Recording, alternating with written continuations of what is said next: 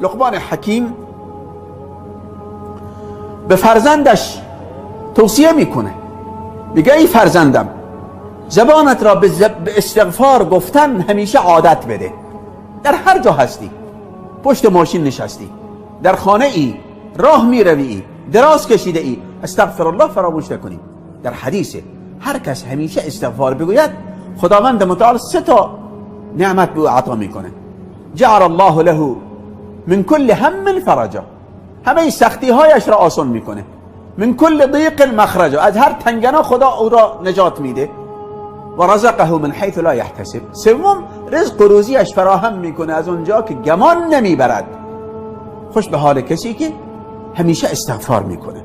گفت که همیشه زبانت را به استغفار ده عادت به، زیرا خداوند ساعاتی دارد، در شب و روز ساعاتی وجود دارد که خداوند متعال دعا کنندگانش را دستخالی بر نمیگردونه. امیدواران را ناامید نمیکنه. اون ساعتها ممکنه با همون دعای تو، با استغفار تو با همون ساعتها مصادف باشه.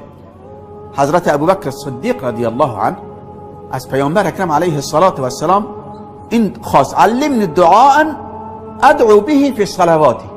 ای پیامبر به من یک دعایی تعلیم بده، آموزش بده که من در نماز خودم اون دعا بخوانم، یعنی بعد از تشهد، بعد از تحیات.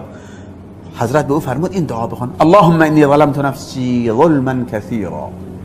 بار الها من به خودم خیلی ظلم کردم. نافرمانی خدا ظلم به کیه؟ به خود انسانه، چون عقوبتش به خود انسان میرسه، شؤمش دامنگیر خود انسان میشه. ولا یغفر الذنوب الا انت، و هیچ کس جز توی پروردگار گناهان را نمیبخشد. فاغفر لی مغفرة من عندک، پس مرا ببخشا یک آمرزشی از جانب خودت. وارحمنی انک انت الغفور الرحیم، و مرا رحم کن، همانا تو آمرزنده و مهربانی. این کلمه استغفر الله الذي لا اله الا هو در حدیثی که من قاله غفر له و این کان فر من الزحف. کسی که میگوید استغفر الله الذي لا اله الا هو الحي القيوم واتوب الیه، یا استغفر الله العظیم الذي لا اله الا هو الحي القيوم واتوب الیه، حضرت فرمود خدا گناهش میبخشد اگر چنانچه از جبهه جنگ فرار کرده باشد. اون فرار از جبهه جنگ یک گناه خیلی بزرگه، فرار از زحف جز گناهان کبیره است. ولی اگر کسی در پرونده اش این جمله استغفر الله باشد، خداوند او را میبخشد.